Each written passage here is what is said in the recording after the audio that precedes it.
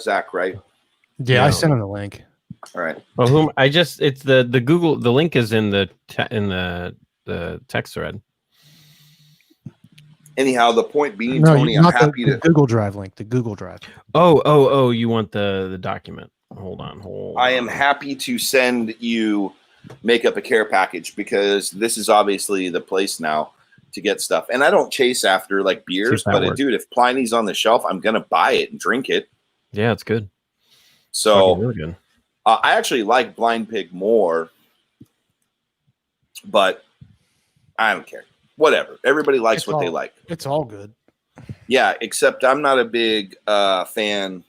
I'm not like of supplicate. I don't like sours though. So, but yeah, I'm happy to put together something for you. We'll get you some Yompton beers. Yeah. You know what's crazy? Go ahead. No, go ahead, Jeremy. No, I was just going to say when we were talking about the brewery, I don't know. I had heard that through the grapevine that they had like given distribution to someone else, and I don't know the whole story behind it. But what's weird is like brewery just did like an anniversary in cans and an anniversary edition, and they're like Tall Boys, and it's an IPA, and I was like, this doesn't make any sense to me because the brewery said they would never make an IPA. And so it's like it's interesting to me. I I'm not in the know anymore on the like the beer geek situation. Yeah. But I was like, oh, because I know they had started an offshoot company to put out like hazies and all this other kind of stuff, so it wasn't under the brewery. I don't know. But I just want to say something. It's totally unrelated to the topic at hand. But usually when we are streaming and I have multiple windows open on my computer, my memory watch, like I have this little thing that tracks my memory, like how much I'm using. It usually is running at about like 3 gigs of available memory. I am currently running 17 gigs of available memory because I like after your cleanse. Yeah, I added all that extra because I have 26 gigs of active like memory now. So just want to say it's a pleasant thing. My computer is running like it's brand new, and it makes me very, very happy. I have a question for you. Are you familiar with Mac, like how it operates? Operating. So how do I dismantle? So if someone calls me, it doesn't show up on my computer screen and like screw up the live thing. Like I don't want it to show up on my laptop. I want it to just do my phone. You should be able to go into your settings. This is the kind of content people are here for right now. The pre-show content of working on Jeremy's computer. But if you go into your system preferences, you should be able to go. Don't go to system preferences. Open up You have the FaceTime app? Oh, I did it. You go to the FaceTime app and then you click preferences and then you uncheck the box that says calls. What are you talking about? The what? Do you have FaceTime, the app on your laptop? I guess I do. Yeah. So I guess I do. And then go to preferences. I never reviewed. Okay, hold on. Slow down. Okay, Turbo. It's 8:00. Is it 8:00? Oh, yeah. Shit. Okay, we'll just deal with it. It's taking forever to load. All right, I'm going to text you the instructions. Oh, all right, here it is. But that's just showing audio, video. I don't know. We're just going to deal with that later. Yeah, we'll deal with that later. Let's hit with the show. Here we go. I just was like, I remember the shit last minute. 2 shots, 3 shots, 4 shots, 5 shots.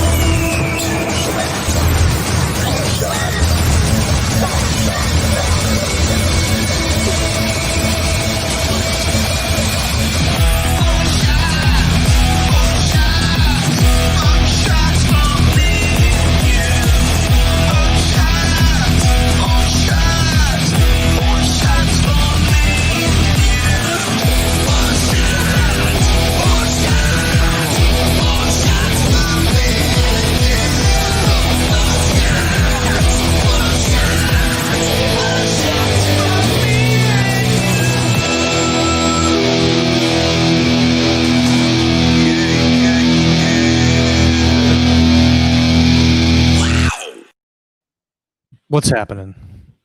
Hi. How is everybody? How was everybody's week? Mine was fantastic. I'm in a good mood today. Delightful. Thank you. Let's do our first shot and talk about some things. What do you say? I agree, my friend. What are you drinking today? Tito. I'm doing some Four Roses. I'm also having beer. Weird. Yeah, we're doubling up beer today. I know. I mean, I don't. Yeah. So this is fresh shit. Are we? Where we do shots like just now. Oh, you already did it? Oh no. No, I'm right here. I'm good. We're good. Shot number 1. Cheers, buddy. I love the shot number 1. It sounds like fatality. You know, from like Mortal Kombat. So I'm going to give a breakdown of what the show is about real quick, and then we're going to have Jeremy introduce our guest. This is fresh shit. Will be coming up. This is 4 shots. There we go. Okay, starting out right. So this is 4 shots. Show basically about nothing.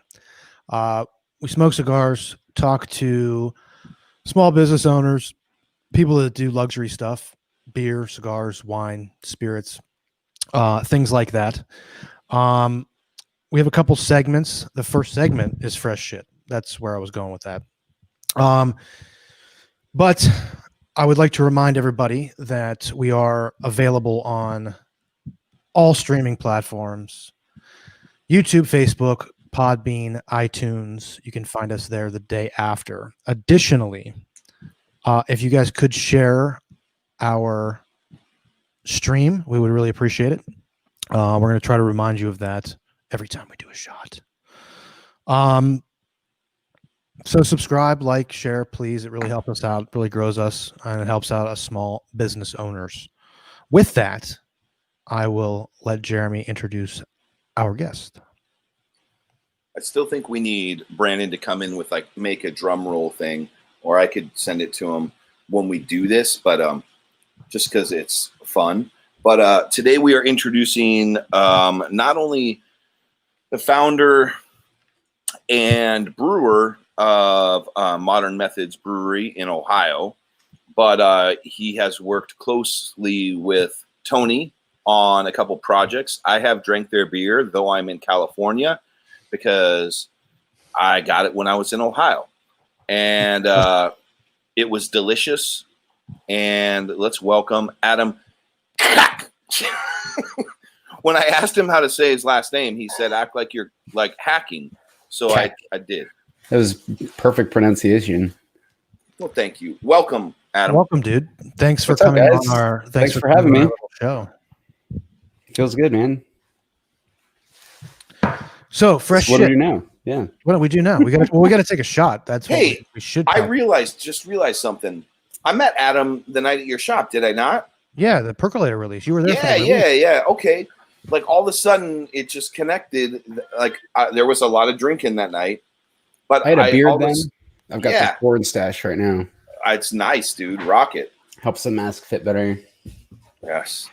That's actually a problem I've been having, obviously, because of this. And it pops out like a tail. And I can relate to that. So are you opposed to just trimming it up a little bit? So here's the thing. Every time I think about doing it, I've had a beard since 2004.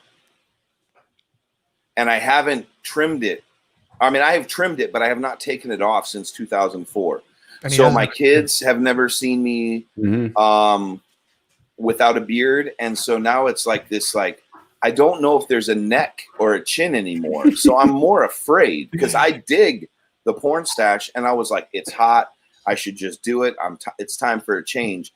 But I'm afraid that what's underneath there, to be honest. It's been so long. Yeah. What if there's nothing there anymore? What if it just goes and it's flat? It'll look like that. For it. I think personally, it was liberating I had a beard for about 2 years, so it was nice to just get that razor on your face again. Yeah, but 18 years, or what is that? 2004 would make that 17 year or 16 years. That's a long time. Like that's been longer with me than like I had a dog or any relationship I've had. So I mean, like it just becomes, I don't know, like Part of you. Yeah. maybe if I do it, I feel like it should be a spectacle, something surrounding it. Well, Or maybe on the just 'cause, stream. why not? Maybe Yeah. on the pod. Maybe when I get together with Tony and we do it live together, I'll have Tony shave my beard. We should do it live from Modern Methods Brewery. That would be a real shit show. But can we do a GoFundMe to make some money while we do this? You should just have an OnlyFans of you shaving off little pieces of your beard, like one day at a time. And just have them One subscribe. goes, two goes. Because there's like gray and red. I mean, we'll see. But I the look is good on you, man. It's Thank you. working. So we do shot? Yeah, let's do a shot. Don't forget to share. Oh, shoot, I forgot. Give me Yeah, one second. please. As we realized, guys, and we're gonna probably start becoming that annoying little wheel that like keeps creaking. Just because if we're doing this, obviously we're not trying to monetize and we're not trying to do anything. But if you can share while we're doing this and let your friends know, like, hey, there's two like retards on camera. Why don't you join me and watch them?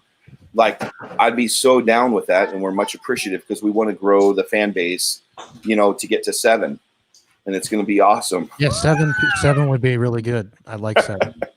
7. We'll stop Joe. there. Joe, I did not get the house yet. I'll talk about it later. I'm clear to close, but there's some land survey weird shit going on. So I Shot number 2. That was You my got cut bad. off. That was my bad. I hit that a little. I prematurely Ooh. shot. I you're prematurely shot the at producer. that. You get to do that, man. That was my bad. My bad. Just you know who the boss is here. Brandon reminds us every day. He Yes, he whips does. us. yes, he So does. I really haven't had a lot of liquor as of late. Probably about 3 years since we started this brewery. So I'm gonna have a special beer that I've been saving. This is I think it's barrel aged Petrushka from Noble Creature. And, Ooh, that's a good it's one. a sexy can. You can just barely. Awesome. We'll- Well, don't shoot it because it's too delicious. So just enjoy it, and we'll become. FYI, well, we already did the shot thing. Let's take the shot, and then I'll say what I was going to say.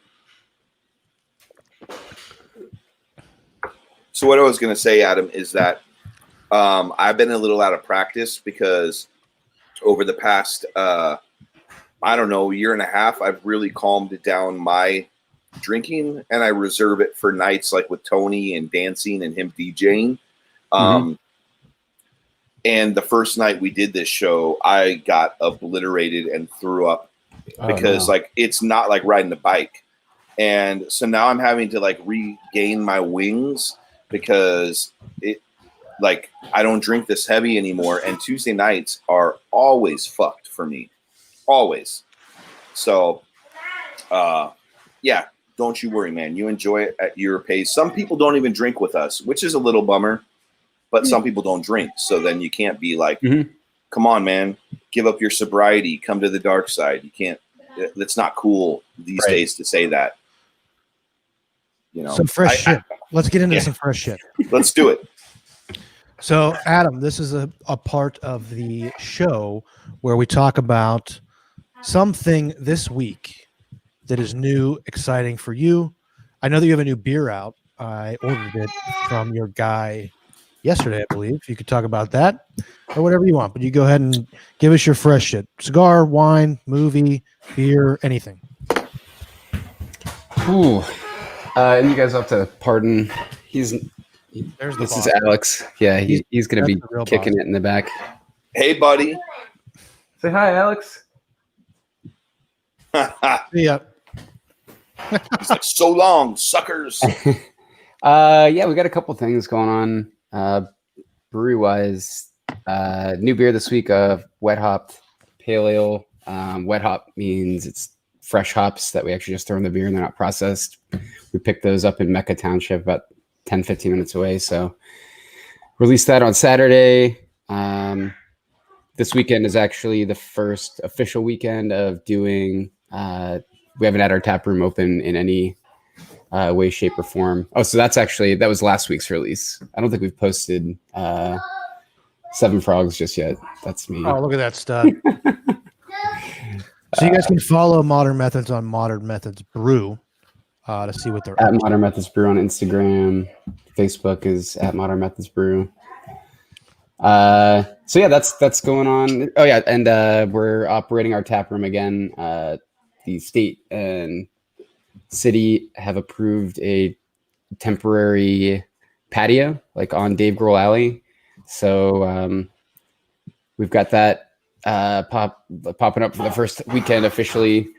What the hell else? A lot of Super stuff going psychedelic on. alley. I saw Yes. it. Super psychedelic. I love it. We've got He's got like LED lights hung all through the. It's like the part of the alley that he's in is covered, so he's got lights strung up that are all kinds of different colors. It looks really cool. I was trying to get there Friday, but we had some issues at Havana that I had to take care of. But understood, man. yeah, Yeah, there we go. So you'll be able to drink beer in Dave Grohl Alley under the lights. We just had the unveiling tonight. It's interesting. It's become like an Instagram destination already. Like, I mean, Dave Grohl Alley has been an often photographed spot.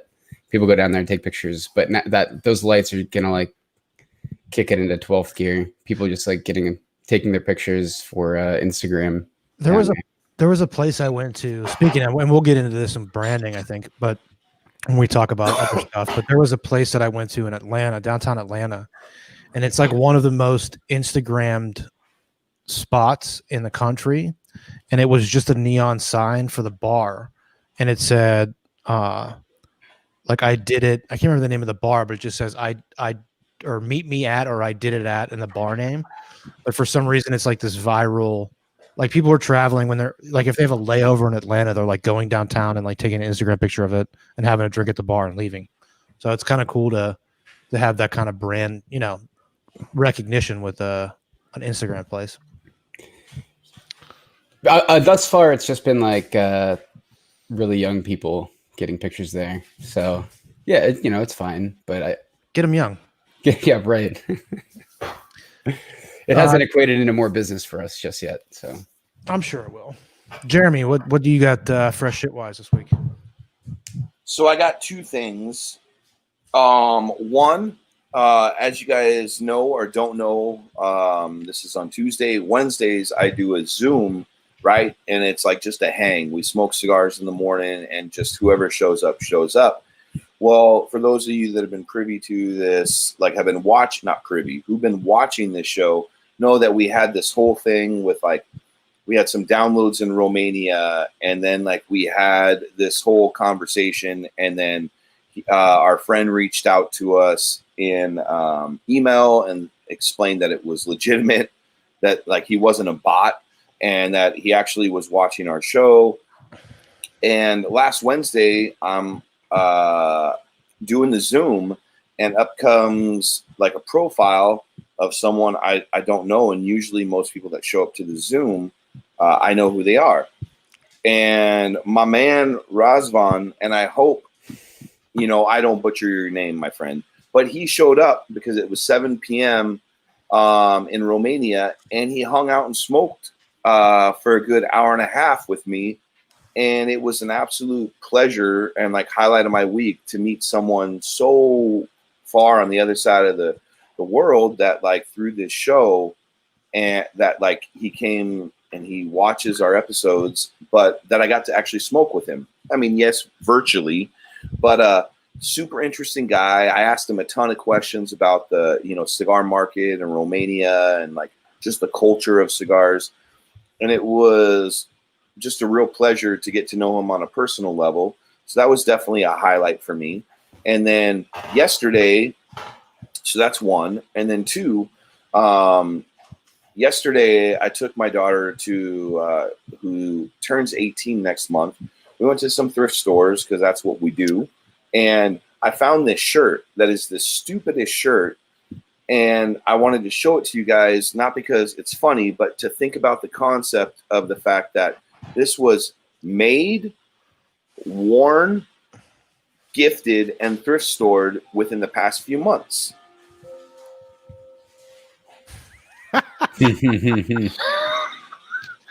I mean, how funny is that? That like someone was like, I'm going to make this cool shirt and give it to my dad because it's such a dad shirt, right? And it was actually Penny. She was like, "You have to get that. That's the stupidest shirt I've ever seen." And will I wear it out in public? Probably not. But I'm wearing it for you today because I think it's funny that within the past 6 months, it's just like an evolution of time and what's happened in society that someone was like, this is going to be so funny. I'm going to make this for my dad or my grandpa. And then the grandpa was like, this is stupid. And then the grandpa then took it over to a thrift store, and the thrift store had time to wash it and put it on the shelves. And then I walk in, and I got to tell you, $2, it's a comfy shirt.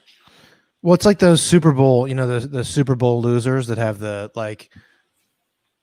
they make all those shirts ahead of time in case the other team wins, but then they donate them to third world countries. So I could just see in like 2 years from now, like a bunch of people in third world countries have like social distancing or wearing a mask T-shirts. Yeah. 100% they will. We'll be looking, at these countries and go, that I remember when that shirt was made. That's the best is when, have you ever seen pictures though, like where it shows like, the Angels, 1994 World Championship, and they're like, they didn't win, but like, it gets sent out and I appreciate it in all its stupidness. So. Well, you do have some very, very interesting shirts and hats. Yes. My friend. Trucker hats on the road you buy quite often. Yes. That is my thing. I like buying trucker hats at 5 and dimes. So Joe's got a good question we got to come back to. Okay, so my fresh shit is kind of twofold, but I'll make it quick because we're running low on time. So if you guys didn't know, Adams Brewery is in Warren, Ohio on a street called David Grohl Alley. If you guys didn't know, Dave Grohl from Nirvana and Foo Fighters was born in Warren, Ohio. He's actually visited the alley. I did not know that. So that's where his brewery is located, and he just released a beer that is very good, and it's called There Goza My Hero. Did you get it? Goza. Yeah. And then Foo Fighters. Okay. So anyway, so I was listening to Foo Fighters today for some reason. I think it was because you were in my head. And I remembered this. It's not really fresh shit, but I remembered this story about how There goes. I like that. Dave Grohl. And I'll throw this out there real quick. Sorry to interrupt. That artwork is by Aaron Chine. He's got a tattoo studio also on the alley. And, one of the first like businesses, or an early business, not one of the first, but, in this group of entrepreneurs, artists, creative people, small business owners in the alley. So what's cool about that, about downtown Warren is there's a lot, and this is what we're going to get into with business too, but I want to make this short. But what's cool about downtown Warren is there's a lot of very creative, very young, very ambitious people that are opening businesses there because there's a lot of opportunity. And I'm excited about that town. My shop is about, what would you think, 10 minutes, 15 minutes away? I was going to say 7 if I'm driving down 422. Okay. So which means 7 miles in Ohio time. Yeah, miles and minutes are the same in Ohio. Yeah. But anyway, so I was listening to Foo Fighters and I remembered this thing about Andrew WK, and I know Jeremy really likes Andrew WK. I love him. He's some sort of creature. But did you know that Andrew WK is not real? What do you mean? So the theory is that Dave Grohl invented Andrew WK, and Andrew WK is not the same person at every show. And he did it because he didn't want to be the one to get the pop music money, if that makes any sense. But this is like the grand conspiracy, is that Dave Grohl is behind Andrew WK. You're gonna send me down like a 20-minute conspiracy. Hold rabbit hole on. tonight. Yeah. Exactly. To an hour. I don't know, longer. I mean, everybody's you're talking about. everybody's gonna look.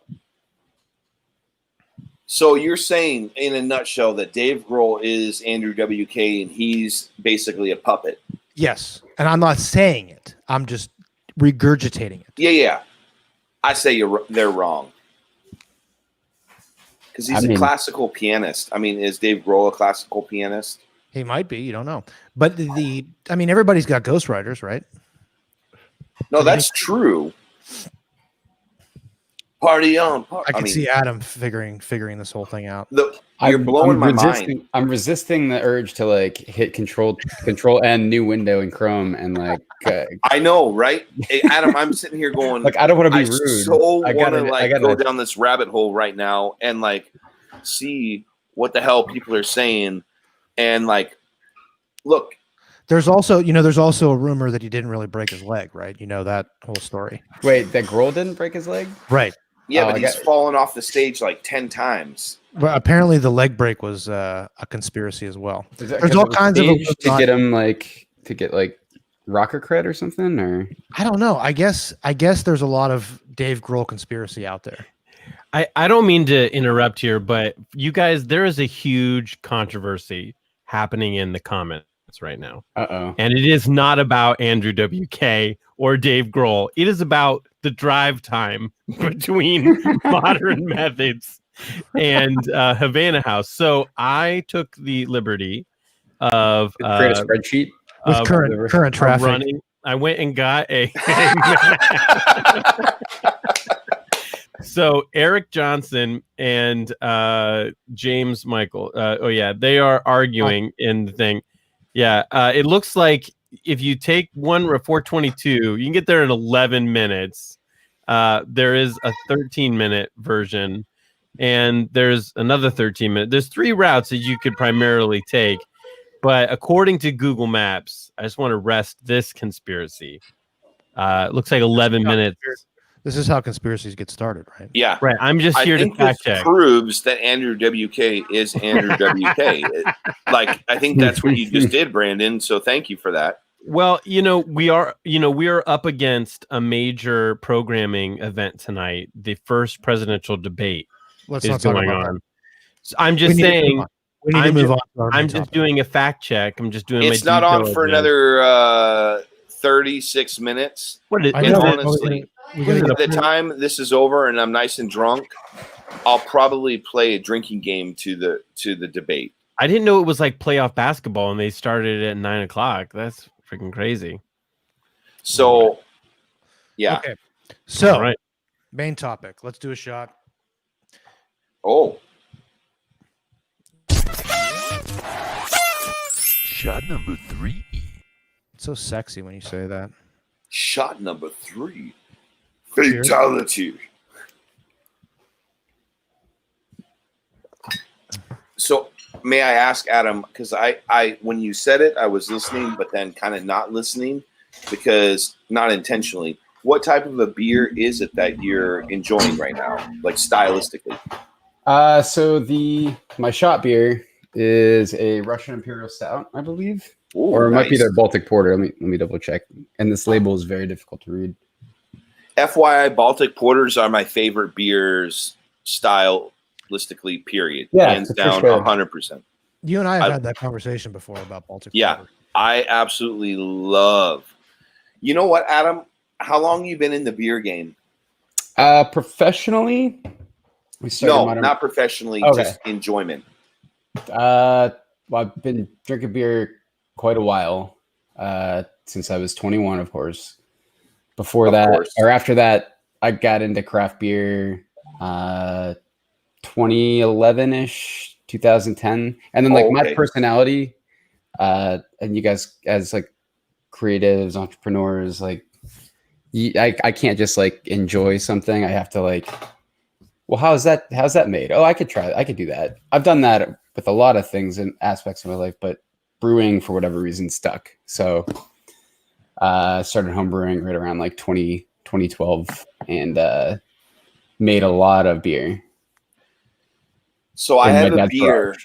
that I am promising to send to you, and it's from 2010, and I can't promise it's what it was, and maybe you've had it, but like one of my favorite beers. Just you and Tony have to drink it together. That's my condition. You get to enjoy it together. But like, can I try to guess what you're gonna say?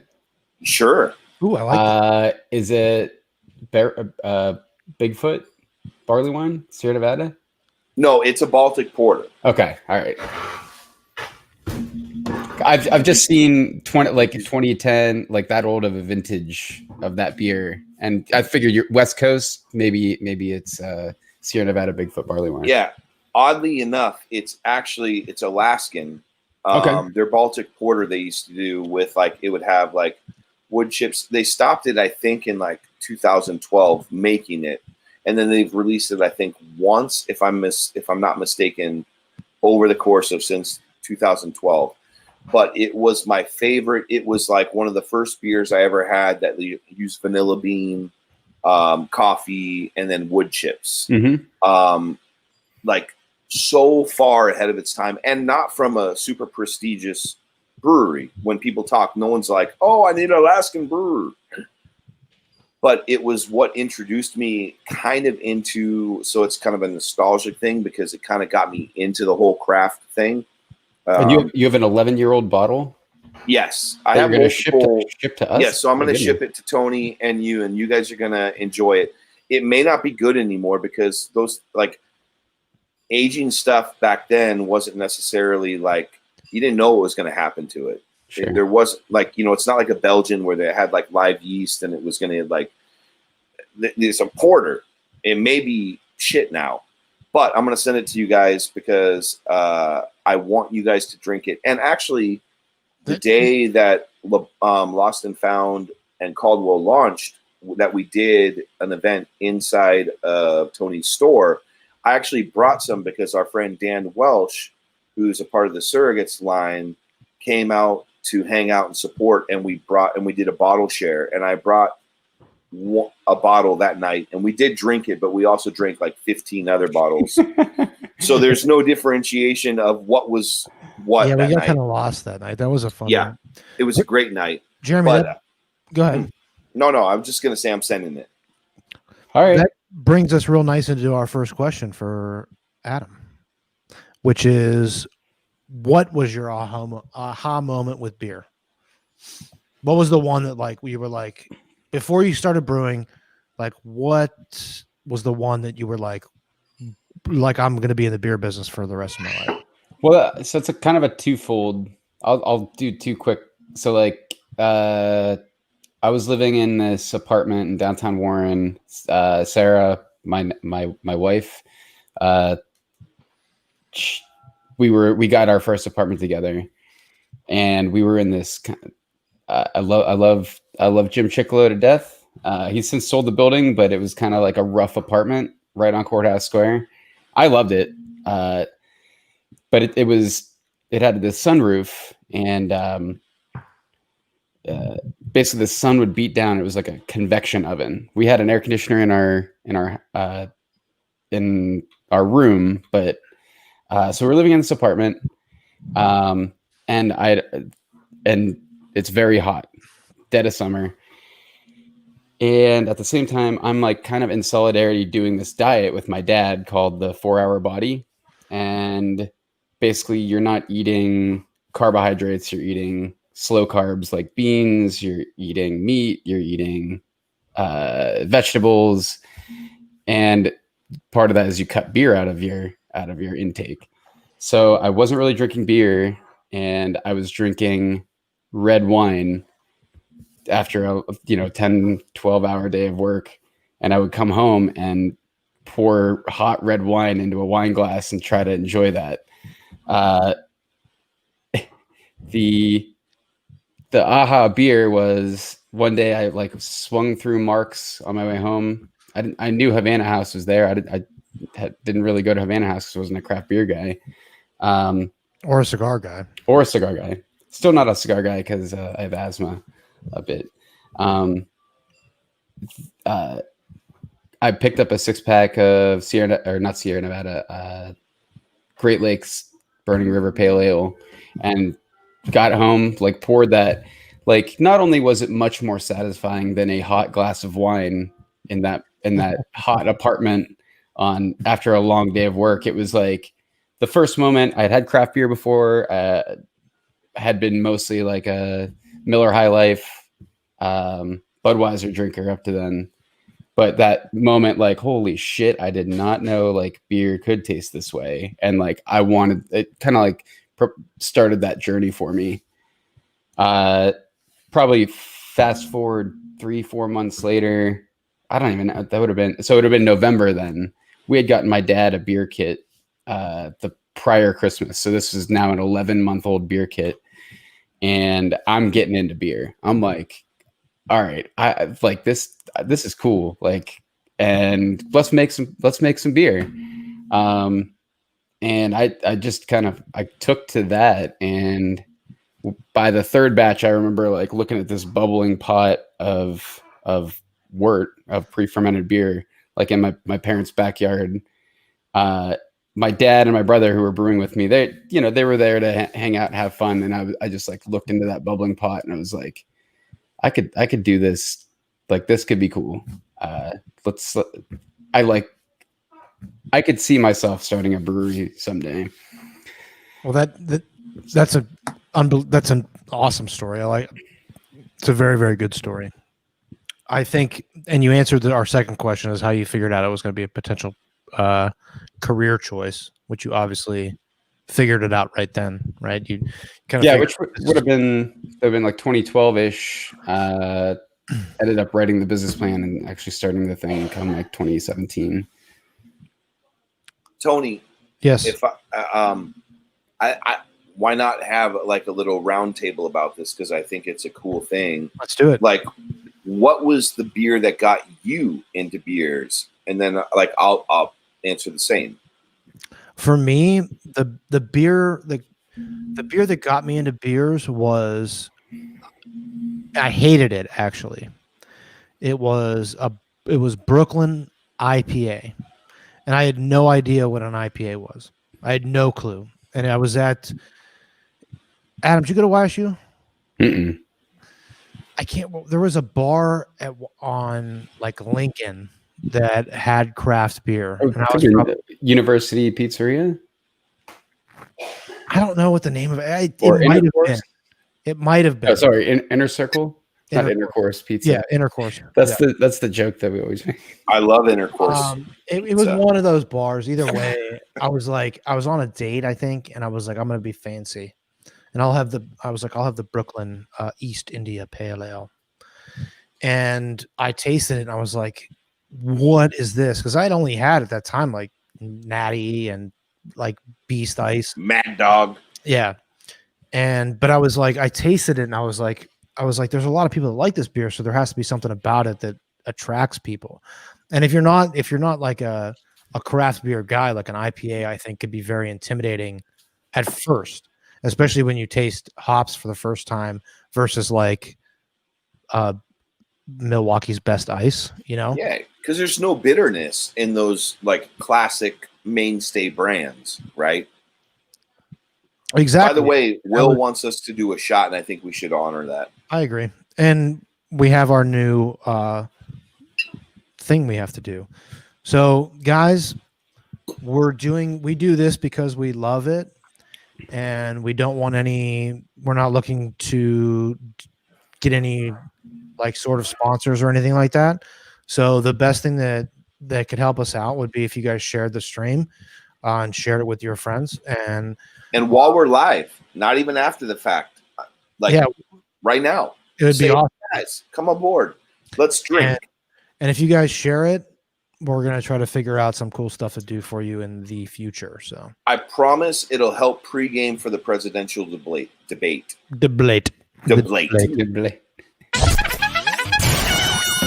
Shot number 4. Cheers. Let's do this. Cheers.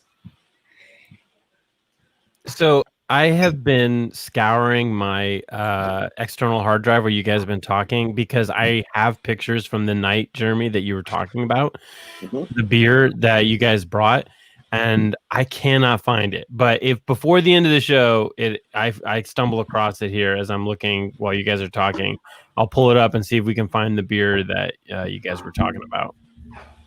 As far as which beer, You were talking about the Lost and Found event where you were doing the beer fair. I have Brandon did a pictures. video for them. Yeah, I have pictures Oh and stuff from that night. man, So I'm trying to find it on my external hard drive right now while you guys are talking, but I haven't found it yet. that was the night you and I met, Brandon. Yes, it was. Had a lot of people that night. Yeah, there was a lot of people that night. I think by the end of the night, that was the year that it got so cold that night that we threw a pot of boiling water outside and it instantly turned to steam. And we stayed at the store for way too late. It was amazing. It always happens. Jeremy, what was yours? So mine, I wanted to so I was that guy. I didn't drink before I was 21. So when I turned 21, I felt like this, I came from a very, very conservative background. And so I wanted to love alcohol of any sort because I was sheltered and I kept trying beers and I just did not like it. And so I had given up on beer. I had gone through your supermarket and been through I had tried your Mad Dog, your Cobra, King Cobra, all the malt beverages and then the Budweisers, and nothing resonated with me. And I was like, I guess I'm not a beer fan. And then I was with a friend at a cabaret show at this bar, and he's like, hey, can I buy you a drink? And I was like, yeah, man, of course. We're hanging out. And he got me a Black and Tan, which is Guinness and Newcastle, right? Or the Bass. Yeah, Bass. A classic. Yeah. And that was the first beer I had that I was like, what the fuck is this? It just resonated. So it wasn't boutique. It was just a combo of the two. And I enjoyed it so much that for the next year, I was on a kick of that. Anywhere I'd go, can you do a Black and Tan? Can you do a Black and Tan? Can you do a Black and Tan? And that was my thing. I made them at home. And then I started experimenting out. And I think as far as what I referred to earlier with the Alaskan Baltic Porter, that was the first beer that blew my mind. But that was I had already been in, but it was it was definitely a Black and Tan. That made me a believer. Adam, it's still good to this day. Adam, it'd be cool if you did a 6-pack of mini stouts and mini ambers. And was Black and Tan. Oh, that's dope. a pint, 8 ounces of stout, and 8 ounces of a German amber, and the idea is you Black and Tan it, and then put a little spoon in it. No, I'm just I'm taking it over the top. But yeah, so for me that was what set the stage for I'm into this. And then it's once you're into something, you're willing to experiment, and even if you don't like stuff, it doesn't deter you from it because now there's something you like. I'm reading this comment that was intent from Joe. Joe's asking a lot of good questions. Let me bring one up, actually. Okay, do it. Adam. Joe asks, I'd like to ask how the craft beer industry is going. I live in Fort Collins, Colorado, where we have about 50 craft brewers in the area. Some are doing amazingly well, but many are closing.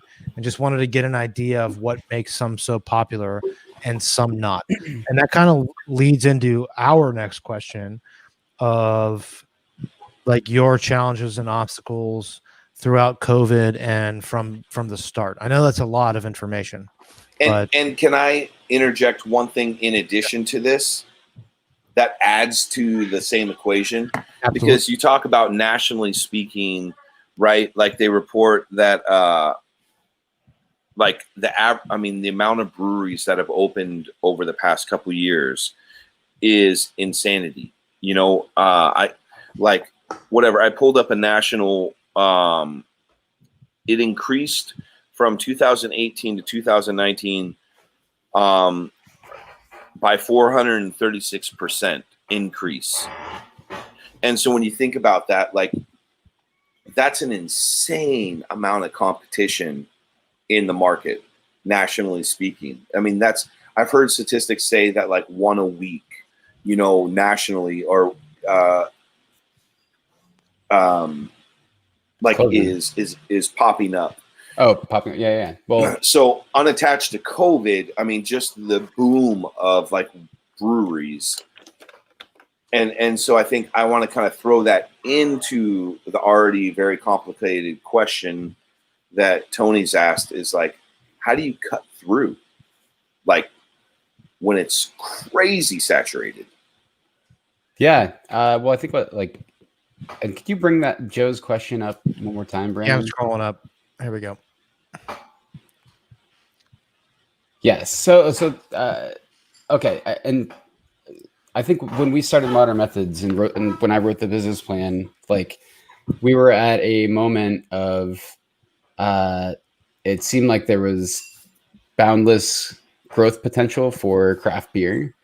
You know, like many business ventures, we opened up and that just kind of got thrown out the window, like, pretty quickly. Like, the initial strategy was like, hey, let's start lean, grow fast, and then get our beer into these regional markets where we can sell our beer, you know, in larger metropolitan areas, Pittsburgh, Cleveland, you know, Akron, all these markets around us. Well, by the time we got open, that whole model was failing. I remember the day, like, seeing, Tony, do you remember Four Strings in Columbus? Yep. Like, so this is a really cool, unique, and I'd actually never been to the brewery. I thought their branding was cool. I thought their beer was really good. About within the first year of us opening, they had shuttered their doors. They made a bet on what seemed to be like a good idea, which was expand really rapidly, probably take on more debt than they could, and it turned out that they could handle, and you know, go be a big regional player. That was our business plan, essentially. Like, let's do that. This is where we could start smaller, but like, we're gonna grow into something like that.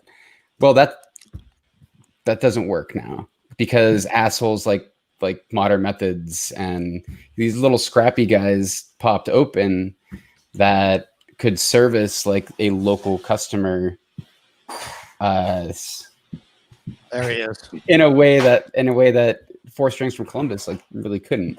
So if you figure you're depending on a business model where you're gonna be able to reach and sell beer to a customer 100 miles away by them buying beer off of a store shelf, that doesn't exist anymore largely.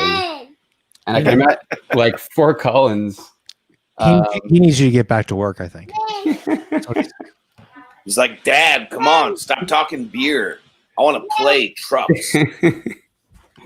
So you figure a market like Fort Collins, where it just gets more saturated and more saturated and more saturated and more saturated, like, you could call it the creams rising to the crop. Probably it's just whoever has the most money to outlast the rest of them, or who have built a big enough following. And like, you know, that's why it's branding, it's the customer service that you're able to provide. It's what's actually sustaining a brewery like ours through this whole thing.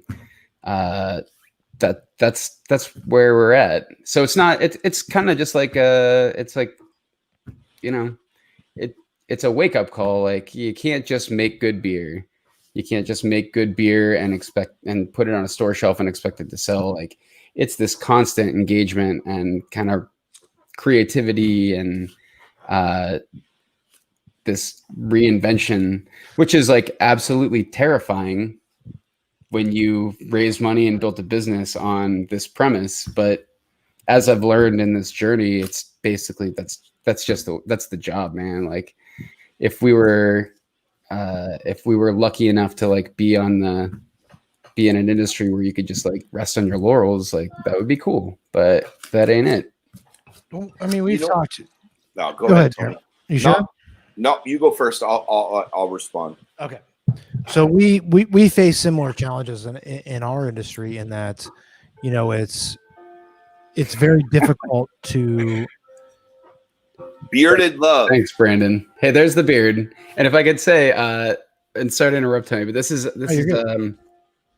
a picture like the week that we got that our tap room got shut down, March 16th or whatever. And I say that I'm not like, I don't say that as, damn government shut us down. I mean that like, hey, a big part of our business like is no longer existing now.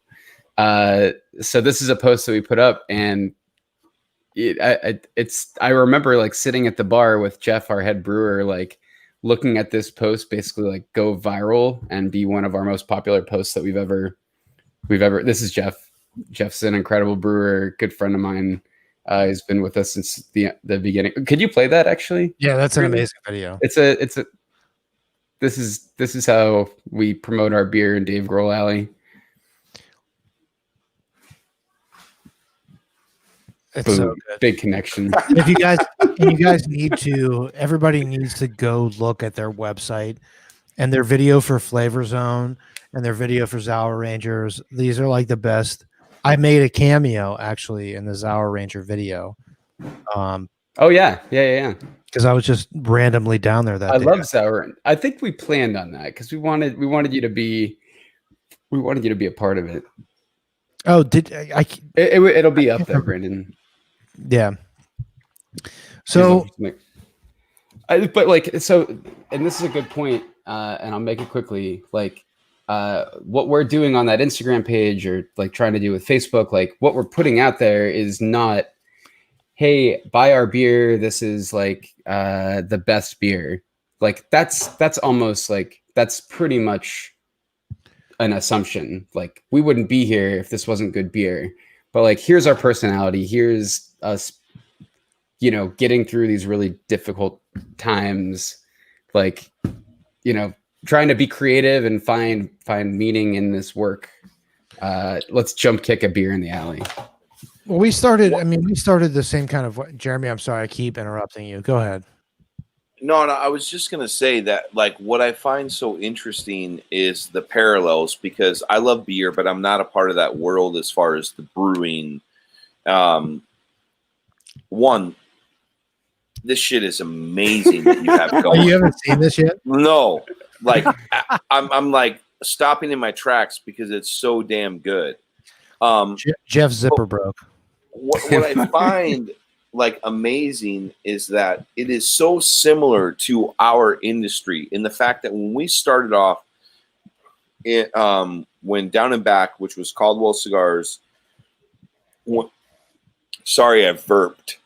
When we first launched, like, there was this kind of idea that we could, like, there was no ceiling to what we could do. We could build a brand, we could sell it, we'd make a ton of money. And like, there's nothing wrong with that, right? You start a business to make money. We all have to feed our families and we want to provide the best that we can. But what I find interesting is that like that ceiling happened in the cigar industry a year after we launched into the industry because of the FDA and all this regulation and all this other bullshit attached to it. And it basically closed the ceiling and said, like, whoever's there can make whatever they can, but you're on your own. It's not that a company's going to come buy you out. And I know, like, I had a lot of friends who were brewers and a part of different breweries, and their goal was, well, we're going to build our brand, we're going to sell it, we're going to cash out, and we're going to be happy. We're going to be like thick and like make our money. And that is not true, I don't think, for even though it was regulation in our industry, it was saturation in your industry. Mm-hmm. And the fact that, like, I consider us the same thing as far as what we are. You're not on every shelf in the US. Right.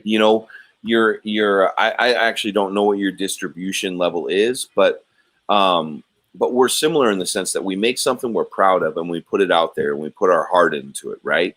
And like those who enjoy it, enjoy it. Those who don't, right? But it changed the game for us because we had to kind of go with a different model, because the idea of growing something, like I remember sitting years ago at Surly and like sitting with the brewer there through a friend of a friend. Like I got to sit there with him when I was in town, and it was like, oh, we're going to build our company to sell it. That's been the plan from the get-go. And it actually happened for them. Mm-hmm. But there's 10,000 other companies it didn't happen for it. But that doesn't mean they can't make a good business. Yeah. You know? And like that's the thing. Like Well, we aren't going to sell to a major cigar brand at this point because the condition just doesn't call for it. But we can provide for our families and get what we want out of it and do something we love doing. And that's totally respectable too. And to that point, and this might go back to Joe's question. So a lot of breweries are started by owner, founder, like people that like get into it for the love of the craft. A lot of breweries are started by people that want to make a shit ton of money quickly. And even in our area, like some of the closings have been, they're Sorry, your flavor's on video. Well, they're not going to make a video like this for a great hazy IPA called Correct. Flavor Zone. But it's like they're not. They're looking to, or they raised money or wrote a business plan and got some bank funding or whatever with the idea that like it was going to make this X number of dollars based on market trends at this moment. It didn't. So it's gonna be not that we couldn't put a little bit more money in and keep reinvesting in the business and grow it. That just wasn't what they got into it for. They got into it to make a bunch of money really quickly. Not that you can't make the money, it's just not make money, but it's not as quick and it's not as fun. It's not it becomes a job after a while. Dude, you have the most amazing videos, like hands down. You guys are killing it with your marketing. So good, man. It's so good. Adam, So I have a question. Were you shooting this video? Was this the video you were shooting the day of my wedding? Yes, this is why I was late to bring beer by to your wedding. Oh, really? You shot that the day of Brandon's wedding? That's so good. Yeah. So for the listeners, we had Modern Methods beer. We had Modern Methods beer at our wedding. We had a fuck ton of it, but also it was crazy the day of. And Adam kept texting me like, "Our video shoot went long. Don't worry, there will be beer. there will be beer." And I like, you're constantly in this situation when you're a small business owner and you're just like the one that has to carry the shit to fulfillment, but like that shit happens all the time. I wish it was unique. I felt but bad. I know how like how stressful that shit is for you're getting married and but dude, it was such a low-key thing. Like I felt bad because you like didn't have the regulator, you lost the regulator, all this stuff, and then you had to bring cans. I was like, I remember feeling like I feel terrible. I was like, this seems like really stressful for Adam. The funny thing is, I wish I would have just thought about the cans to begin with, because that would have been it's so much easier. Yeah, it would have been way easier if we would have just had them at the house. And Adam, but we're you know what's amazing is like we are so similar. We have flown cigars out to our events and brought them to the event because X, Y, and Z happened. So Tony shows up to the event with the order of La Barba, to I leave my suitcases and fucking. We are different, my friend. Like we have shown up to the trade show without product, and we ended up having to like have them flown out, or someone go. We actually had one year where Hernando, one of the co-owners of the brand, flew back to Miami, put a bunch of stuff in luggage, and then actually flew back. So we had enough samples to give for the trade show. So I mean, like the similarities like are unparalleled as far as like what the growing pains we go through together, regardless of the industry. It's the same thing. Let's do a shot. I think, and I think to add to that while we're doing that, the title of the episode is Risk versus Reward, and I think that at the end of the day, we've accomplished that by understanding that we've all taken a great risk, and our reward might not be dollars, but it is satisfaction, right? And we're doing what you love doing. Doing what we right? love doing. Yeah. So cheers to that. Cheers Don't to forget that. to share the stream. Please do. Tell your friends about it. After the fact, before the fact, during the fact, whatever. Shot number 5. Adam, in case you didn't know, that footage is from when someone got deported from the Dominican Republic under my watch. So, Wait. Okay. Maisha, woo woo, love you. What's up, Maisha? Well, so I have to settle a conspiracy because we don't need any more disinformation pumped out to anybody in this. So the question earlier was how could a brewer get beer from downtown Warren to the Havana House in 7 minutes? It seemed to be that there was a controversy about me saying that. Well, it was featured in that Zauer Ranger video, and I'm just gonna do a quick cut here. This is how you do it. That is we call that the Darlene Express. She carries our beer across the Tri-County area and upwards of Cleveland and Kent. That's Jeff, our head brewer, balancing on top of her, but she can make it down 422 from downtown Warren in 7 minutes. That's amazing. He's like Teen Wolf right there. Exactly. That's what we're going for, a Teen Wolf vibe. That's so amazing.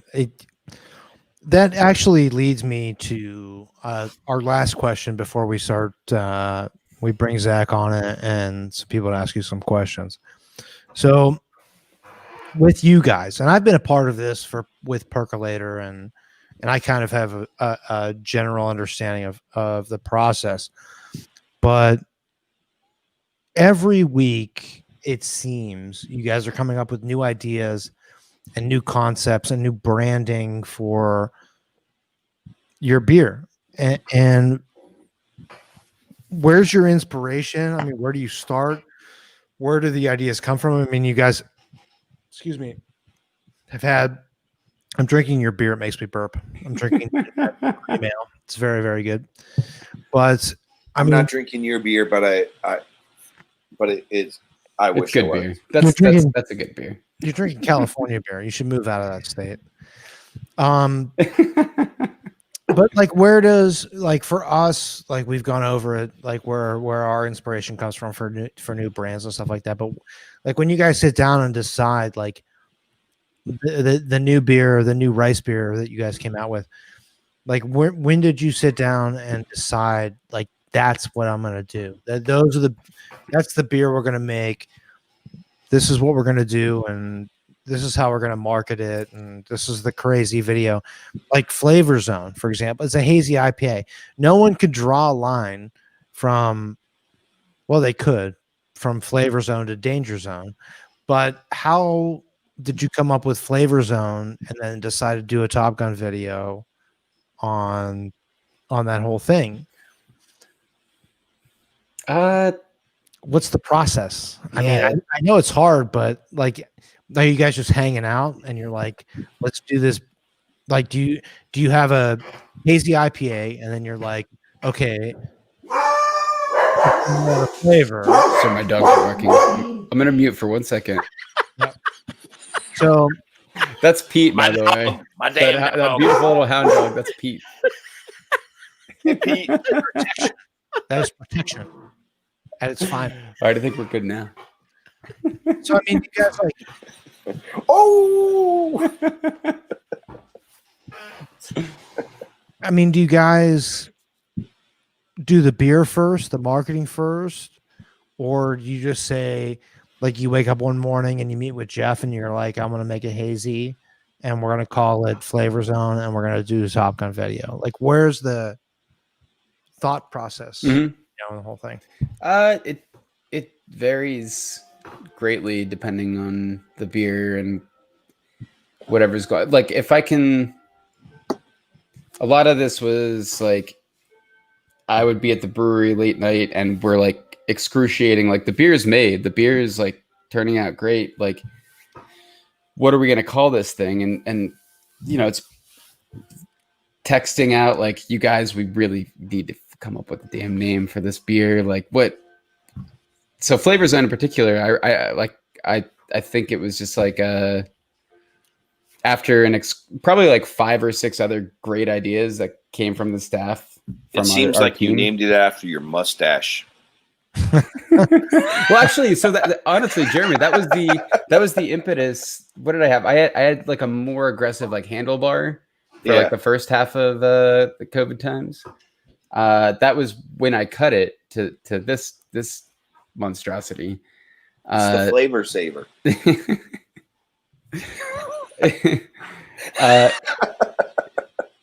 Maybe Tony's like, what are you talking about?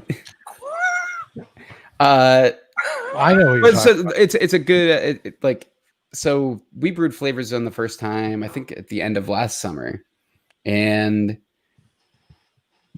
earlier this year we're like, okay, what's there's always this kind of balancing act between what do we need to brew, like what's gonna, like, any of our flagships need to replenish that seasonally. Like, seasonal releases like have a big stress on your production, right? Like, your creativity, you want to do these things, maybe like these different beers are selling, but hey, it's Oktoberfest season now, it's pumpkin beer season, it's Christmas sale season. So you have all these stressors. Occasionally you have the opportunity to just brew something that like you want to brew. Flavor Zone was like one of those, like, hey, we know this is going to sell. It's a hazy. Hazies are hot right now. Let's brew Flavor Zone. And then comes like the creative aspect. Like, we've worked with, I don't know how many, I could put a number to it. Probably upwards of 15 to 20 now, like mostly local artists that our core branding like takes a back seat on our special releases. And we just make that can a canvas to highlight and spotlight local art. So Flavor Zone was one that we thought our friends down at Rat Creative, probably 50 minutes south of us, 45 minutes south of us, they've done work for us before. So Dan and Renee came up with this goose, like with a Top Gun jacket. We saw that artwork and we're like, all right, let's like lean into this Top Gun thing. And I think it was probably 2 weeks before we released the beer, we recorded the video. My friend Dennis, who is a friend of mine, is now a video producer in New York City, did the editing. And yeah, it does releasing that ridiculous and fun video end up selling more beer? Maybe not immediately, but it's part of like that brand building, and it's like putting projecting this image out there that's like, hey, every once in a while, like, here we get some time and like we all work together to put this out into the world, and here's this really funny Flavor Zone video that we're putting out. It's so good, man. I think we're getting to the end of the episode. So the last question is, for me, before I bring Zach on and whoever else wants to come on, is like, where are you going from here? Like, what's going on with Modern Methods in the future?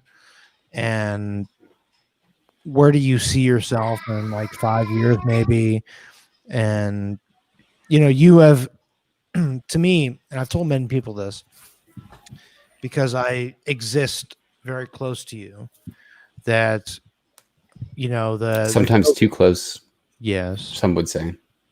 Never too close. For me, here's a guy that has adapted to this COVID nonsense, and he started canning beers and selling them to retailers like me, and really making fast moves with very little information.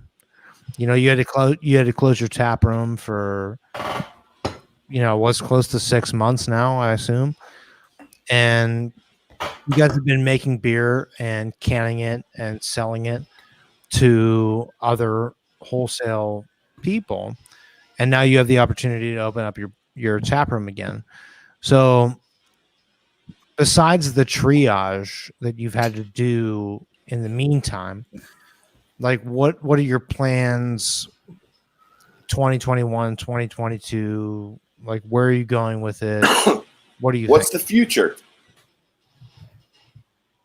I was hoping you guys could inform me where we should go next. That's why I'm on here. Is that still going to happen? Yeah. Oh, No. we're going to keep drinking your beer. We can tell you that. Well, we'll keep trying to make it. That's like.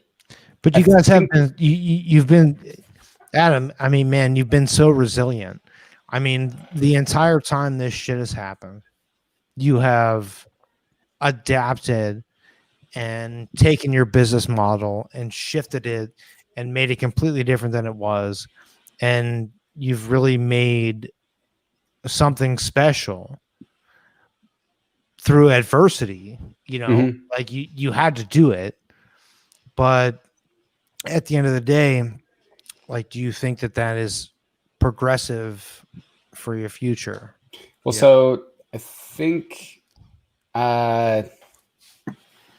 these Joe is very distracting, by the way. Joe with his comments throwing up there. I'm like, oh, like, is that Joe? Like, oh man, I gotta. He went to go watch the debates, and he came back to us. That's what I'm talking about. Hey, you know what? If you watch the debates, here's my political pundit. Don't watch the debates. It's not going to give you any information. You know what you're going to do right now and who you're going to side with. So fuck it. Nothing in the debates is going to show you what you need to decide where you're at. On that, we should take a shot. Shot number 6. Right, here we go. All right. Shot number 6. Oh, Adam's gone. Adam went to go pee-pee. Oh, we lost Adam in the shot. No, but seriously, in the debates, people are talking about the debates.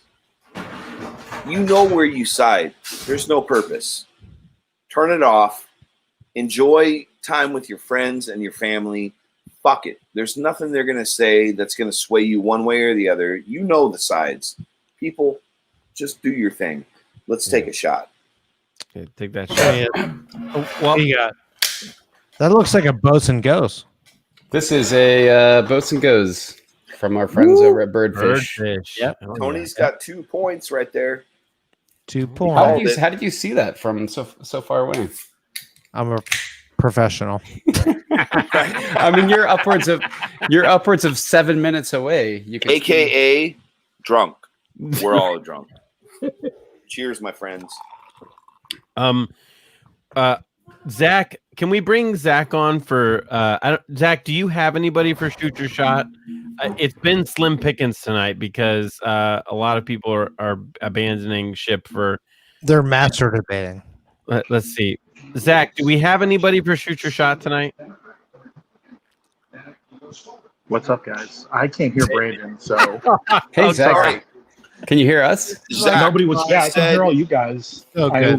I was like, what the shit? Brandon is asking if there's anyone on for tonight, Shoot Their Shot, or if it's like slim pickings because they all moved on.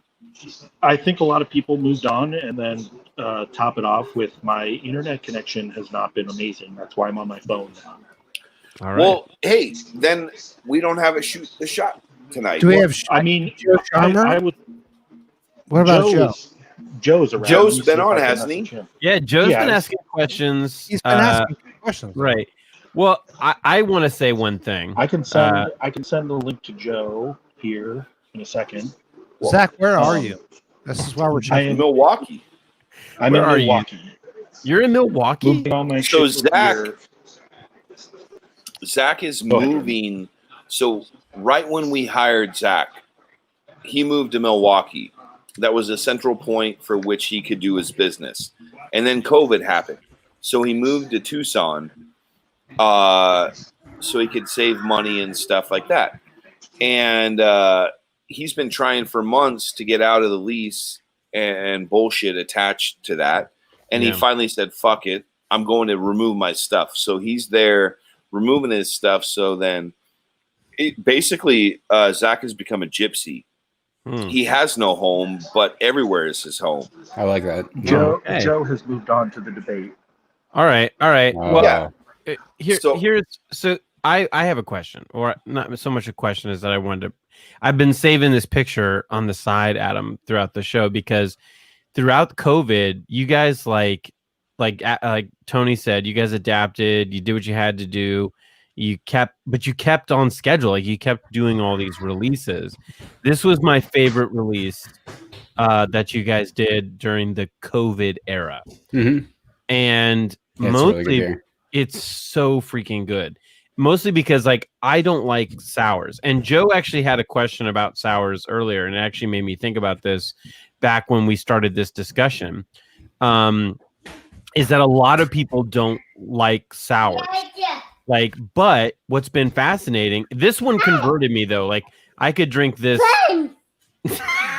Sorry. Oh, big All buddy. right. I could drink this all. Yes, Dad. Yeah. Yeah, that's here.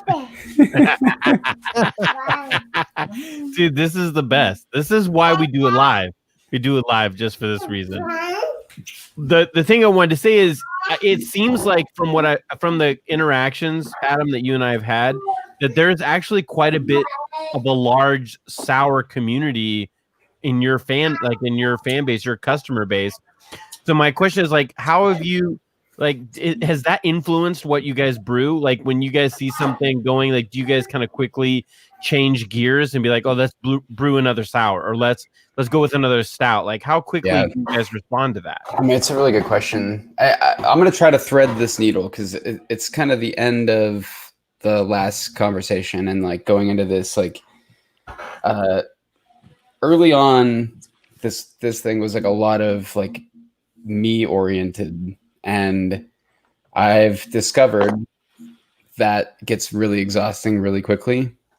Like when people aren't making decisions because they're waiting on you to like it.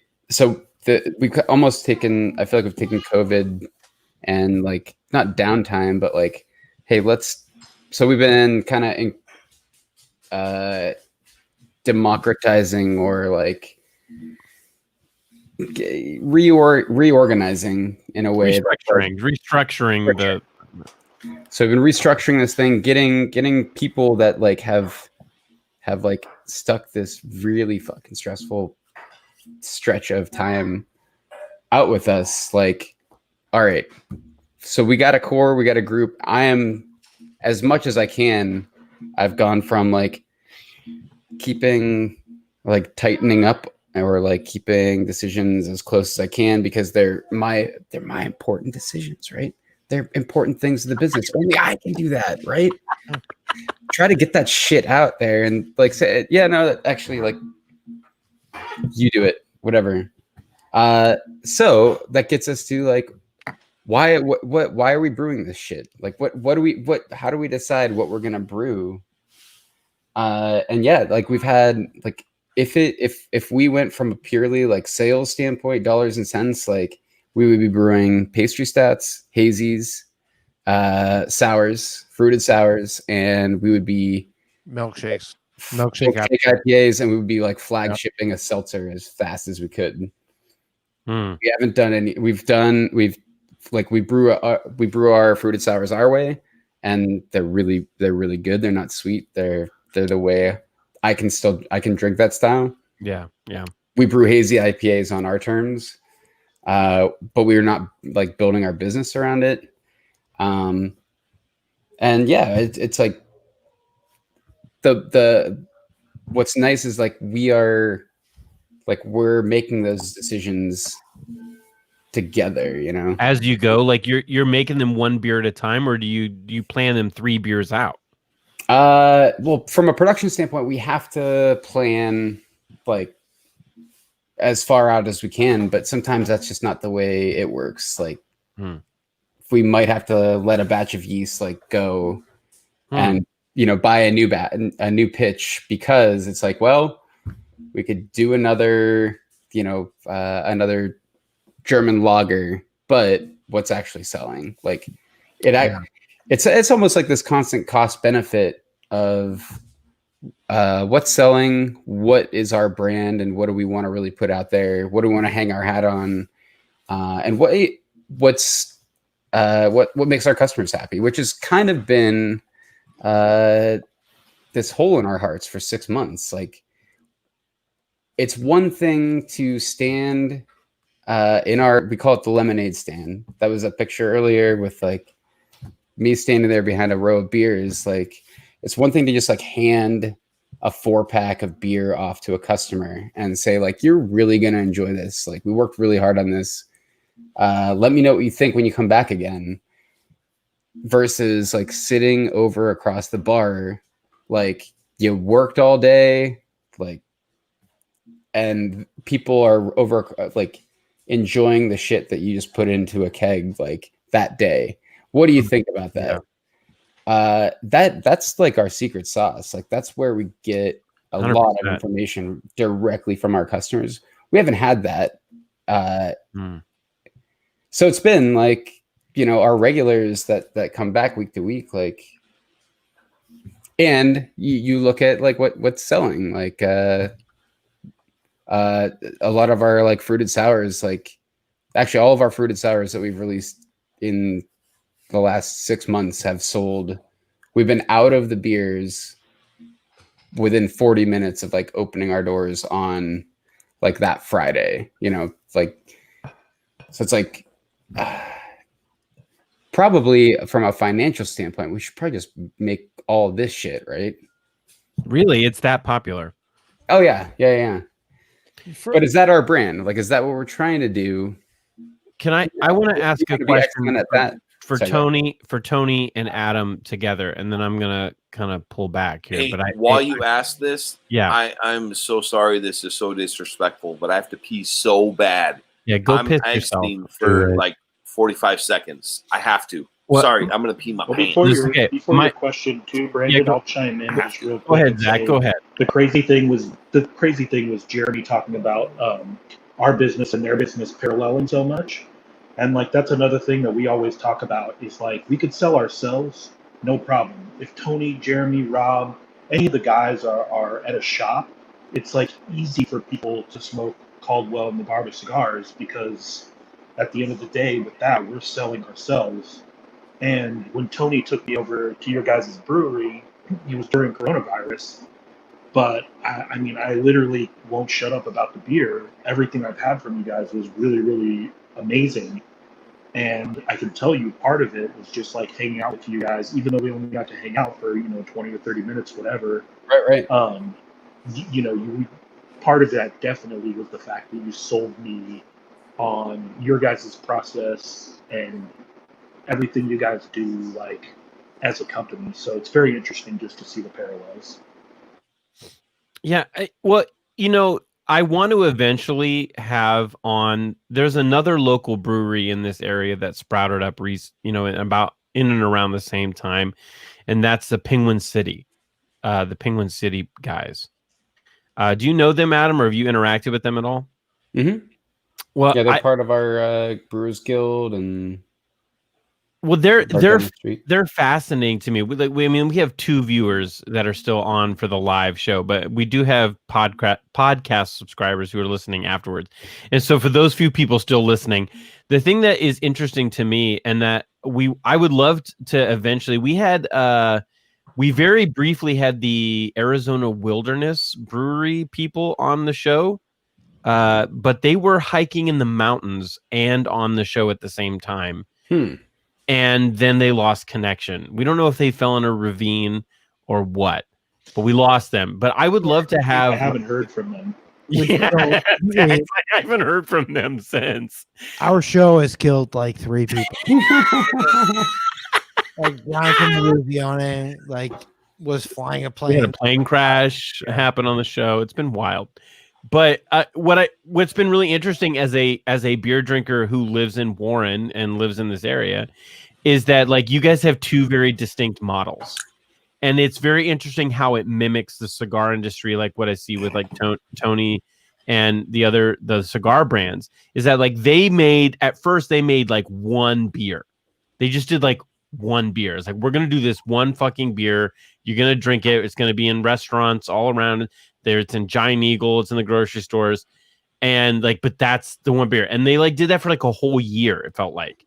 And then they were like, now we're going to do a seltzer. That was their number 2. It was very strange. Like I, as a consumer, not just like a friend of Adam and mostly a customer of Modern Methods, I was like, this is an interesting strategy. But you guys, from the minute I walked into your doors, it's like, we got 12 beers up here and we got like 6 coming down the pipeline. What's going on? But like, there was a sense of energy. There's like an excitement to that. And just as a pure consumer, like I like that energy of like, oh, I didn't like that release or it wasn't my bag. Like you guys did an apple graph. I didn't know that was a thing. Okay. Like it's like a half cider, half beer. Yeah. And like it wasn't my bag. I tried it and I was like, that's not my thing. But I drank all 4 of those beers because I could drink 4. People love that beer. That thing that we made. We got to make more of that. But that's the thing is like for some people it's their thing. Like here's a picture of it. Let's look at a picture of it. So you did this apple graph. Yeah. So and this is artwork by Eric Allman, who does our Thursday night trivia night. And this is honestly like when this would have been like a late March release. Yeah, it looks delicious, but I just, it is delicious. I'm just saying the fun thing about Modern Methods is that like if this thing wasn't your thing, there's another beer coming down the pipeline. And you might like that one. That one might be the thing that you wait a whole another year for. So my question before we close out this podcast is, Tony, the cigar industry isn't as nimble. You guys have to like grow, the tobacco, it has to be aged. And you can't respond as quickly as like say Adam is selling something and it like sells like gangbusters. I said bangusters. Bangusters, yeah. Because I'm a little drunk. I like that. Bangusters. #bangusters. So it might sell really crazy. So like he goes and it's like we got to do another beer in that style. But like you don't have that same luxury. And this is a question that I had never thought to ask you, even as your friend, is do you guys do the same thing that he does? Are you guys kind of changing gears? Are you in the middle of producing one thing? Like there are a few things I know you were working on producing that never came out. Was that because of market trends or sales? Like how do you guys respond in the same way that Adam does with the beer? Specifically me? Yeah, I mean, at LaBarba, Jeremy, you can answer well. Do you guys look at those trends? Like he was saying, like something's selling really good. So we powwow and we're like, let's do more of that. Just like the Apple graph. He's like, we got to do more. Right, but beer customers are different than cigar customers, right? So beer customers want like they want like a regular beer from what I've gathered. Adam, you can correct me. But from what I've gathered, beer customers want like they want Darlene, they want Roast Beast, and they want Dub City all the time.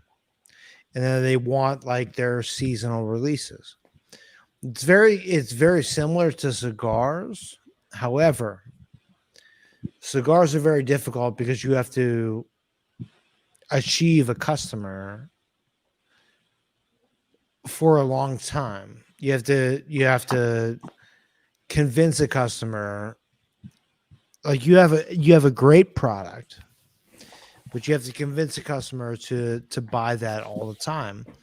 So you have 25 cigars in a box, right? The difficult thing for us, I think, is getting someone to come back and come back and come back for our cigars. And we create a great product.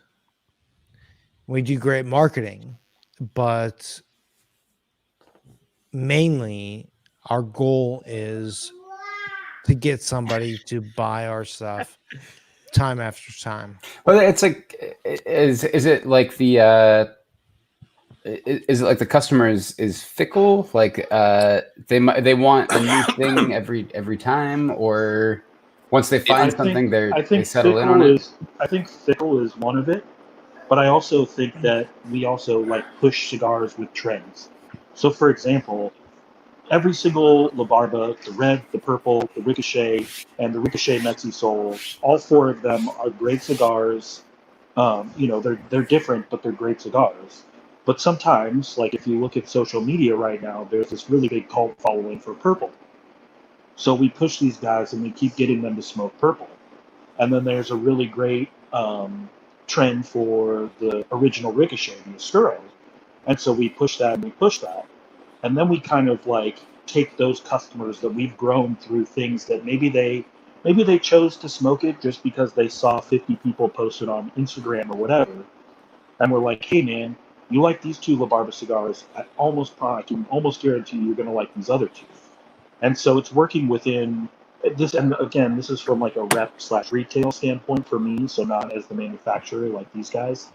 But like at the end of the day, you are kind of playing to your crowd and like trying to push them. You're almost trying to get them to like something versus from what the way Brandon described it and the way that, again, correct me please, Adam, if I'm wrong, but if they don't like a beer, you guys could just be like, cool, let's blow out this one beer, and we've already got another one in the wings, everything that we can get people to, if that makes sense. Yeah. Mm-hmm. I will also say that the delay time, like a beer versus cigar, you kind of have to commit. You know, if you're going to do it with a cigar, you have to do it with a cigar. Like, you have to go all the way through it. Because if you put, like, you found that blend, and then you put the money forward, and then the trend is showing something different, you've already committed to yourself. So it's kind of like, now you're pot committed. You have to do it. And then hope that it'll have enough sway to trigger the market in some way. Like when Caldwell cigars launched, Dominican cigars were not the rave. In fact, they're still not the rave. Like, everything's out of Nicaragua. So we've been, since day one, producing cigars that are not what the majority are asking for. And what we've been doing since day one is trying to educate people on why we offer something that's worth tasting. And that goes for La Barba, that goes for Caldwell. It went for Room 101 when he was under our umbrella and we were manufacturing it, is that there's such a timeline and such a gap attached to it.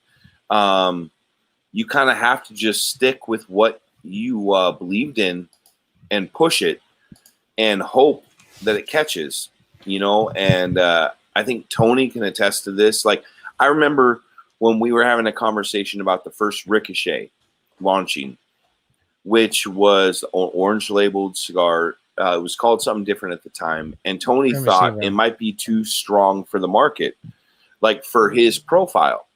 And my response was, this is actually what the customers want. We've never actually been able to deliver this under Caldwell. And like, this cigar that you made is a perfect fulfillment of what the market is asking for. But that's kind of luck and kind of like foresight all wrapped into one. Tony had a cigar and he put it out there with I don't know how they're going to respond. It's like if you were to only do your sours or only do Baltic porters. Let's take it back to the beginning. if you only do one thing, then you have a certain audience that'll gravitate towards that specific thing. Now, Tony's line, even though there's 4 extensions of it, red, purple, ricochet, Mexi-Sol, they're completely different from one another.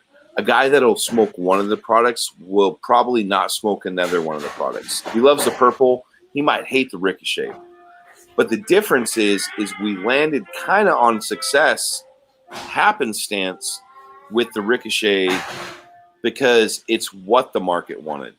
So like with cigars, there's so much projecting of what will be the trend, and then we try to satisfy it, but then it's satisfying it 6 months from now when the product is actually made versus a beer that can be made and trialed and aired, and you can do it in a smaller quantity versus a larger quantity where you're putting all your eggs in the basket. The cigars are very much put all your eggs in the basket and hope that it hits.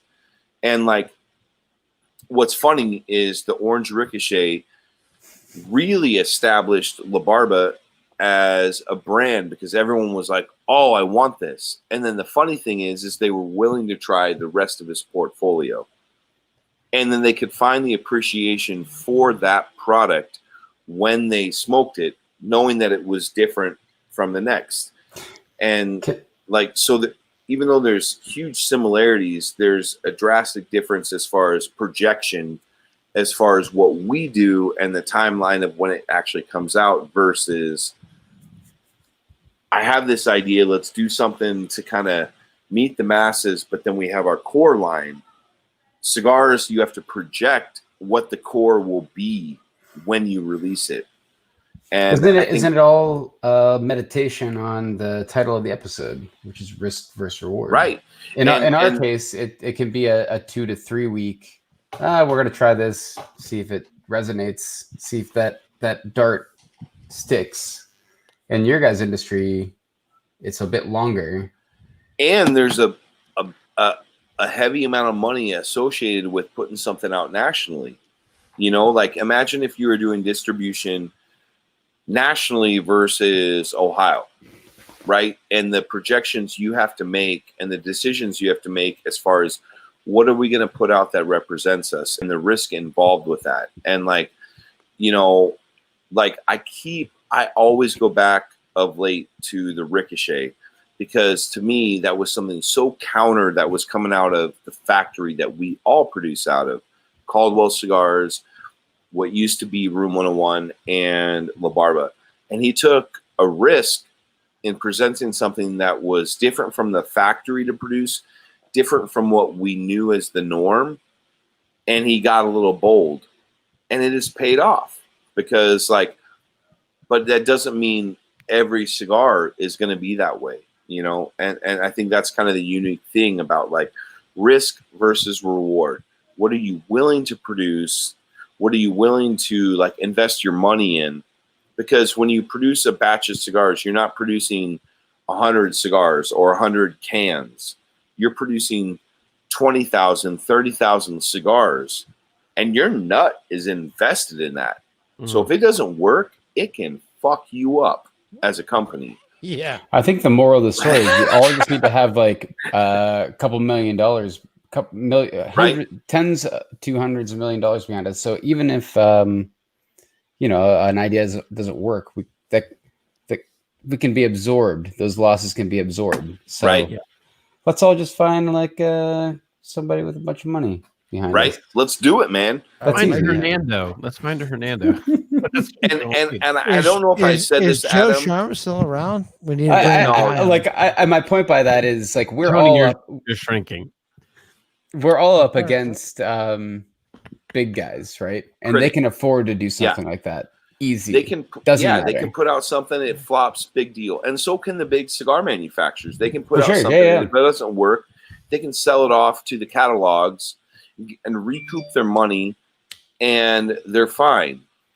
For boutique manufacturers, which I would absolutely, that's why it's like such a fun episode, is because like we've had one other beer maker on this show, but it's a little bit different caliber of the two different breweries. And that's what I love, is that this shows the dichotomy between like, you have to try to project. Even you have a couple months span. This is what will sell. For us, we have to project like what would work for the year. It doesn't really matter. It's that we're like all having to put ourselves and our into it and believe in it enough that this is going to work. If it doesn't, it fucking cripples us all. You know what I mean? Like that's what the boutique realm is, and that's why I think it's so special. Is because it offers something that, like, I'll say this to close it, and I know Brandon's been like, "Shut the fuck up," right? we're approaching 2 hours. It would be our longest Right. episode yet. It would be our longest episode. So my one thing is like when you make a cigar and you're projecting in like what will work and what doesn't work, you eventually have to rely on. You have to love the product. And Tony stands behind his product. We stand behind our product at Caldwell. You stand behind your product with your brewery. And the reality is we love what we do. And we're offering something like if a major company offers something and it doesn't work, they have a way to pan it out. Yeah. We have to put 150% into what we do because we have to make it matter. And that's the difference between boutique versus like the big realm. They can afford to make mistakes. We can't. You can't. And that's why we put out product that's worth experimenting with and trying, is because our heart and soul is in every one of those blends, every one of those recipes to make a brew. And that, I think, like encompasses the whole thing versus boutique versus mainstream. They can afford to take the risks. We have to put our entire soul into it. And like, that's what makes it special. You make a different kind of risk. You take a different kind of risk. 100%. So that was my way of encapsulating it. That's good. That's good. I dig it. Yeah. It lands, baby. Yeah. I just want to read this statistic because I researched it and fuck shot. Fuck the bottle shot. That's our bottle shot. Before the show, Adam, I did a little digging and found that so when you talked about, this is just by chance, you talked about like your craft beer experience was in about 2010. It was about 2010. In 2010, the craft beer industry accounted for $7.6 billion. Okay. So 10 years ago, $7.6 billion. In the 10 years since then, according to the U.S. Treasury, the craft beer industry has gone from 7.6 billion to last year, it accounted for $23.9 billion. In the craft beer, that's just craft beer, okay?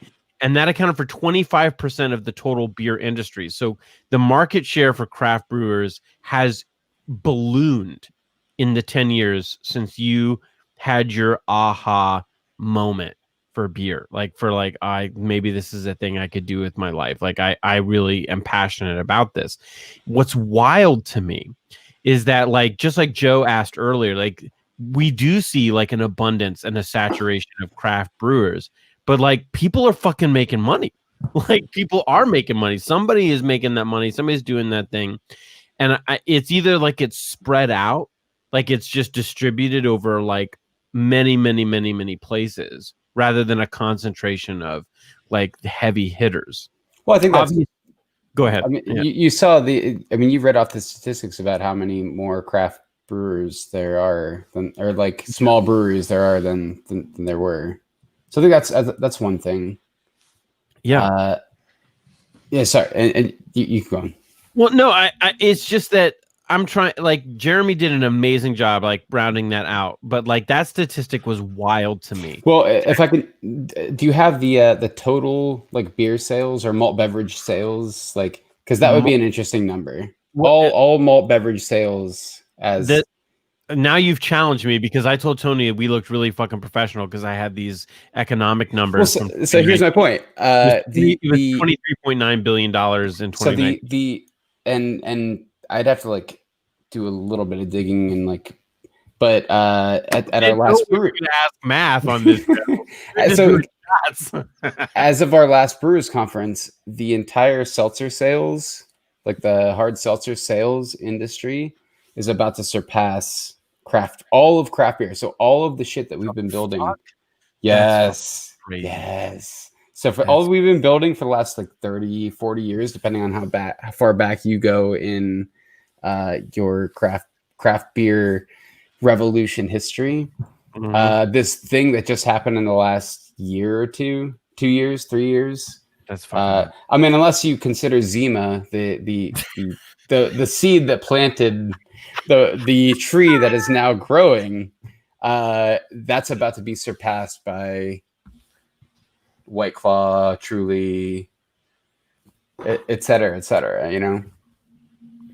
But yeah, I believe that the entire craft beer segment is on the verge of being eclipsed by in just 2 hard years. seltzer. In just 2 years' time. That makes Virtually, me sad. yeah. Doesn't it make you sad? I mean, yes, it could make you sad, but I mean, it's something to be said that Bud Light has always kind of been a seltzer, you know, and it's always kind of been out there. But I love it. It's my go-to cheapo beer. But I guess maybe my overall point in the context of what we're talking about, it's not Modern Methods and any of those 4,500, maybe 6,000 now small guys, scrappy upstart.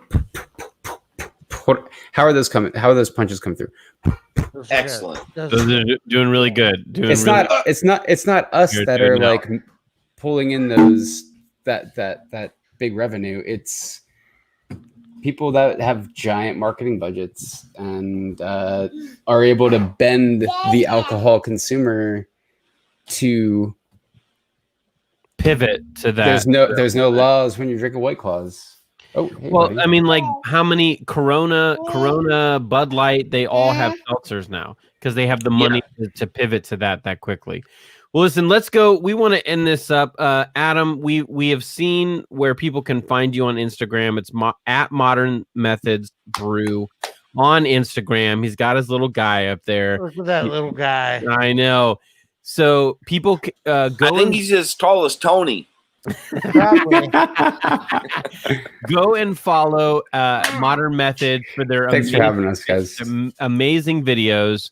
At Modern Methods Brew on Instagram. Sarah. Hi, Sarah. Hi, Sarah.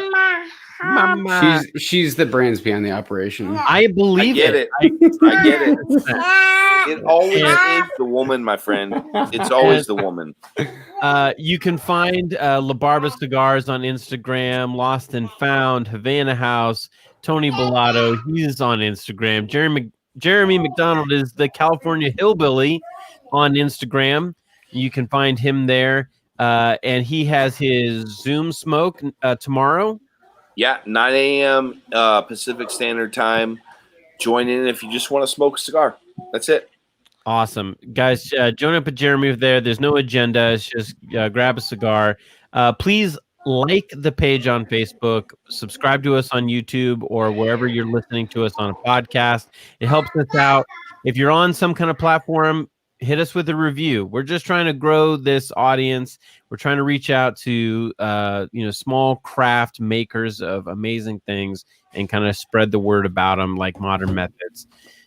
So Adam, thank you for coming on the show tonight, my friend. Adam, thank you. Thanks for having us. Yeah, man. Thank you so much. Like, I love this. I think I could honestly talk to Adam more about, like, I have more questions. Like, there's so much more. I think it would be so amazing to have like Arizona Wilderness on and have Adam and have a round table with these guys and talk shit about all these things. It would be an amazing conversation. Yeah. What I'd like to do is get Adam, get John from Arizona Wilderness, get them from Brewdog, get all of them involved. So we have like, not that one is lesser than the other, but like big guys to small guys talking about like the reality of our everyday business and what that entails. And so, hey, if you guys want to see it, subscribe. Yes.